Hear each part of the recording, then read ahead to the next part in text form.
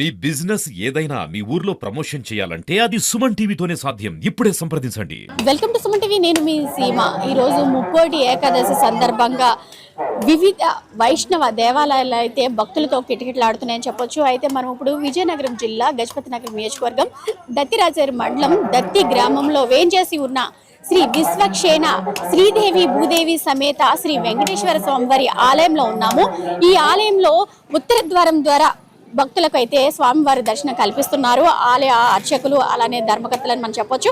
అయితే ఆలయ అధికారులతో మనం ఆలయ ధర్మకర్త ఎవరైతే ఉన్నారో పెంగు తిరుపతి నాయుడు అలానే లక్ష్మి దంపతులు ఈ ఆలయాన్ని అయితే నిర్మించారని అయితే ఇక్కడ స్థానికులు చెప్తున్నారు. అయితే ఈ ఆలయం యొక్క విశిష్టత, అలానే స్థల పురాణం, అలానే ఈ వైకుంఠ ఏకాదశి అంటే ఏంటి అనేది వాళ్ళ మాటల్లో అడిగి తెలుసుకుందాము రండి.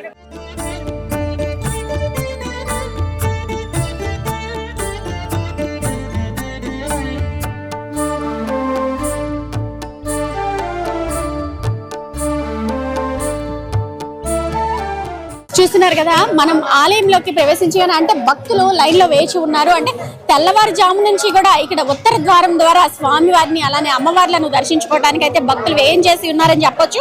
మనతో పాటు అయితే ఆలయ అర్చకులు ఉన్నారు. అయితే స్వామివారికి వైకుంఠ ఏకాదశి సందర్భంగా విశేష పూజలు చేస్తున్నారు. అయితే ఈ గుడి యొక్క విశేషాలు ఏంటో, అలానే స్థల పురాణం ఏంటో ఇక్కడ స్వామివారిని అడిగి తెలుసుకుందాం. సార్ నమస్తే సార్. ఈ టెంపుల్ యొక్క విశిష్టత, అలానే ఈ వైకుంఠ ఏకాదశి అంటే దేనివల్ల ఈ వైకుంఠ ఏకాదశి చేస్తారు, దానికోసం మీరు చెప్తారా?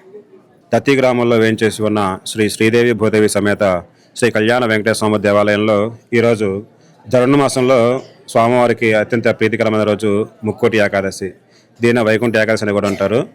ఈ వైకుంఠ ఏకాదశి రోజున స్వామివారిని వైకుంఠంలో ముక్కోటి దేవతలందరూ కూడా ఇవాళ రోజున స్వామివారిని దర్శనం చేసుకుంటారు కాబట్టి దీన్ని ముక్కోటి ఏకాదశి అని ఉంటారు.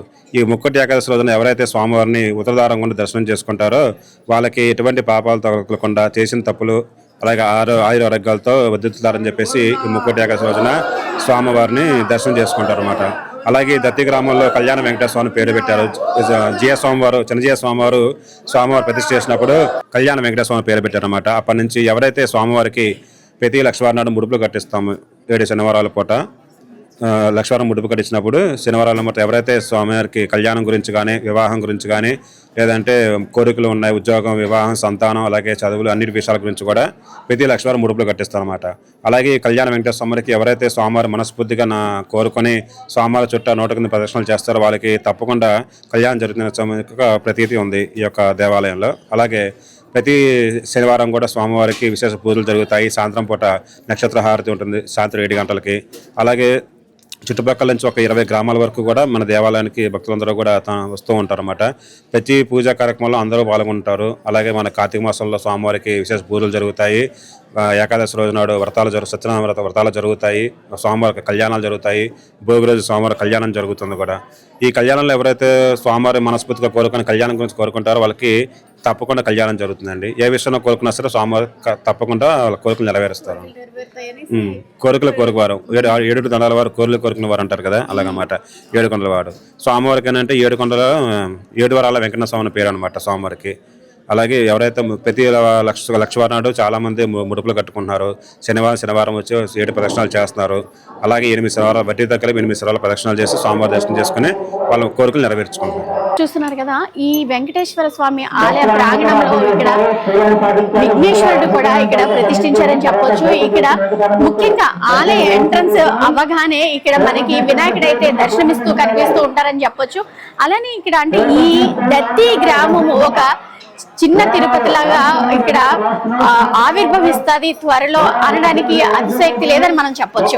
ఈ దేవాలయ ప్రతిష్ట సమయంలో శ్రీదండి శ్రీమన్నారాయణ రామానుజ చిన్నజీయ స్వామివారి ఒక నోట్లోంచి వెలువడిన ఒక మాట, ఈ గ్రామం దినదిన అభివృద్ధి చెందుతూ పాడి పంటలకు లోటు లేకుండా, గ్రామంలో ఉన్న ప్రజలు కూడా ఏ విధంగా ఇబ్బంది ఉండకుండా, ఇది మీ గ్రామానికి ఈశాన్యమూల ఉండటం వల్ల మరో తిరుపతిగా అభివృద్ధి చెందుతుందని ఆయన నోట్లోంచి వెలువడిన మాట ప్రతిష్ట సమయంలో. ఈ యొక్క దేవాలయం నా సొంత నిధులతో, ఏ విధంగా కూడా ఎవరి దగ్గర కూడా డొనేషన్స్ లేకుండా నా సొంత నిధులతో నిర్మాణం చేయడం జరిగింది. అలాగే పేదవాళ్ళకి ఉచితంగా తగిన రుసుము తీసుకుని, అంటే వాళ్ళ ఖర్చుల నిమిత్తం తీసుకుని కళ్యాణ మండపం కూడా నిర్మాణం చేయడం జరిగింది. దాదాపుగా 2.5 ఎకరాల విస్తీర్ణంలో ఈ యొక్క దేవాలయం.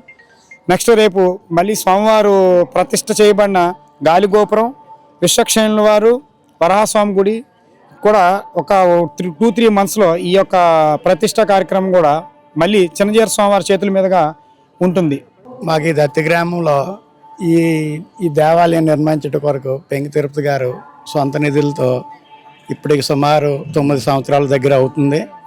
మరి మా మండలం దత్తిరాజరి మండలం టోటల్ ప్రజలకు ఎక్కడికైనా భక్తులు తిరుపతి వెళ్ళాలంటే కొద్దిగా ఇబ్బందిగా ఉంటుంది కాబట్టి ఇక్కడ వెంకటేశ్వర స్వామి కోవులు నెరవేర్చడం మా మండలంలో కూడా మాకు అందరికీ పుణ్య దర్శనం ఇచ్చినట్టే. అలాగే అందులో ఆయన సొంత నిధులతో పెట్టడం కూడా, ఒకే మనిషి సొంత నిధులతో పెట్టడం కూడా ఏ రోజు ఆయన చేసిన జన్మం ఇది. అలాగే మేము కూడా, మాది పక్క గ్రామం వి కృష్ణాపురం, మరి మేము కూడా తరచుగా అప్పుడప్పుడు ఇక్కడ వస్తుంటాం. మరి ఇక్కడ ఈ గ్రామం కూడా మరి ఆయనకి పెద్దగా పెద్దలందరూ కూడా సహకరించినందుకు మాకు ఎంతో కూడా సంతోషంగా ఉంది. మా మండలానికే ఈ గ్రామం ఒక ఆదర్శంగా ఆయన తీర్చిదిద్దారు. మరి ఆయన ఆరోగ్యంగా ఉండాలని ఆ దేవుడిని ఎప్పుడూ కూడా ఇలాగే నడపాలని కోరుతున్నాను. దత్తిరాజేరి గ్రామం, దత్తిరాజేరి ఎక్స్ సర్పంచ్ని, నీటి సంఘం చైర్మన్ కూడా, అలాగే మండల టీడీపీ ట్రెజరర్ని. అయితే ఈ దేవాలయం 9 సంవత్సరాల నుంచి బాగానే జరుగుతుంది, దినదిన అభివృద్ధి అవుతుంది. అప్పటికంటే ఇప్పుడు బాగానే మెయింటెనెన్స్ అవుతుంది. పంతులు గారిని కూడా అంటే ఇక్కడ భక్తి శ్రద్ధలతో చేస్తున్నారు. అది నిత్యం అతను పెంకి తిరుపతి గారు నిత్యం దీన్ని అలాగా అనుసరించి అది పూజలు బాగా అవుతున్నాయా లేవా అనేది అబ్జర్వ్ చేసి అన్నీ కూడా నిత్యం కూడా బాగానే దినదిన అభివృద్ధి అవుతుంది. అప్పటికంటే ఇప్పుడు బాగా డెవలప్ అయింది. ఇంకా అతను అన్నట్లుగా తిరుపతి లాగా ఇక్కడ అవుతుందని మాకు నమ్మకం ఉంది. ప్రతిదీ చాలామంది భక్తులు ఇక్కడికి రావడానికి ప్రయత్నం చేస్తారు, ఎందుకంటే వస్తారు కూడా. ఇది ఇంకా డెవలప్మెంట్ అవుతుందని నేను విశ్వసిస్తున్నాను. పెంకి తిరుపతి నాయుడు అలాగే లక్ష్మి దంపతులు కలిపి మా దత్తి గ్రామానికి ఆ శ్రీ వెంకటేశ్వర స్వామి ఆలయము ఇక్కడ నిర్మించి, అలాగే దత్తి గ్రామ భక్తులందరికీ కూడా ఆ తిరుపతి వెళ్ళే దర్శనం ఎలా చేసుకుంటారో అలాగే ఇక్కడ కూడా దర్శనం చేసుకోవడం జరుగుతుంది. దత్తి గ్రామ ప్రజలు భక్తులు 50 మంది ఎంతో పుణ్యం చేసుకుంటే కానీ ఈ కార్యక్రమం, ఈ దర్శనం మాకు దొరకదు. అలాగే జన్మలకి కూడా మా దత్తి గ్రామ ప్రసిద్ధి ఉంటుందని ఆ తిరుపతి నాయుడు చేసినటువంటి ఈ కార్యక్రమానికి ఆ దత్తి గ్రామ ప్రజలందరూ 50 మంది రుణపడి ఉంటారని మరీ కోరుకుంటున్నాము. ఇలాగే మరికొన్ని దేవాలయాలు ఆయన చేతుల మీదుగా జరగాలని మరీ కోరుకుంటున్నాము. ఈ దత్తి గ్రామ ప్రజలు ఎంతో పుణ్యం చేసుకున్నారు. చిన్నజీయర్ స్వామిని, అలాగే చాకంటి కోటేశ్వరరావు గారిని, వీళ్ళందరినీ తెప్పించి మా గ్రామంలో ఈ భక్తి అనేది శ్రీ వెంకటేశ్వర స్వామి ఆలయం నిర్మించినందుకు ఆయనకి మా దత్తి గ్రామ ప్రజలు 50 మంది రుణపడి ఉంటారని మరీ కోరుకుంటున్నాం. దత్తి గ్రామంలో పెంకి తిరుపతి నాయుడు అనే వ్యక్తి ఒక 15 సంవత్సరాల నుంచి 6 సంవత్సరాలు వినాయక నవరాత్రులు కంటిన్యూ చేసుకుంటూ ఈ విలేజ్ అంతా కూడా లైటింగ్లు పెడుతూ అన్నసంతర్పులో వినాయక కార్యక్రమం సందర్భంగా పెడుతూ కొన్ని లక్షలు ఖర్చు పెట్టుకొని ఆయన సివిల్ ఇంజనీర్ చేశారు.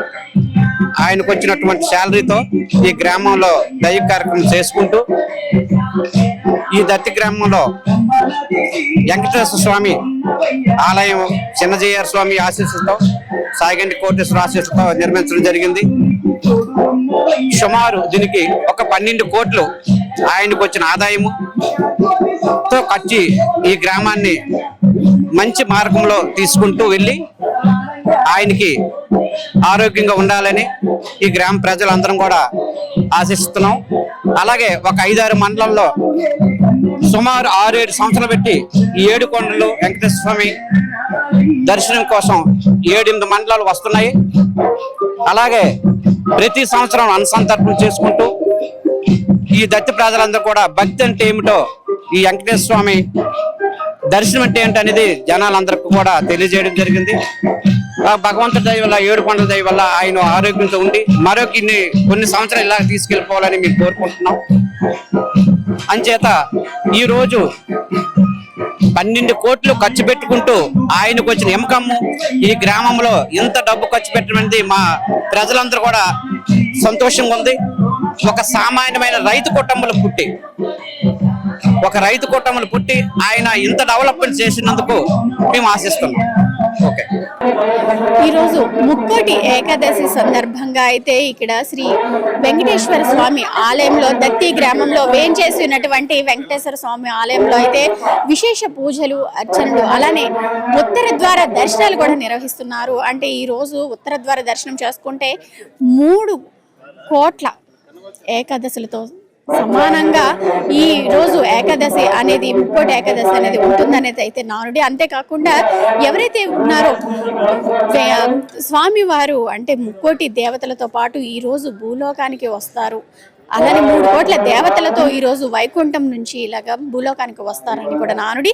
ఈ రోజు అయితే ఎవరైతే స్వామివారిని దర్శించుకొని ఉత్తర ద్వారం ద్వారా స్వామివారిని దర్శించుకొని విశేష పూజలు అలానే అర్చనలు చేస్తారో వాళ్ళకి ఎన్నో 3,000 కోట్ల ఏకాదశులు చేసినంత పుణ్యం కూడా లభిస్తుందని కూడా చెప్తున్నారు. కోవిల్ని దర్శించుకోవచ్చు. ఇక్కడైతే విశేష పూజలు అలానే వివిధ కార్యక్రమాలు కూడా చేస్తారు. మరి ఇంకెందుకు ఆలస్యం, మీరు కూడా రండి. ఈ వెంకటేశ్వర స్వామి భూదేవి శ్రీదేవి సమేత శ్రీ వెంకటేశ్వర స్వామిని అయితే దర్శించుకోవాలని ఆశిస్తున్నాం. సీమ, సుమన్ టీవీ, విజయనగరం.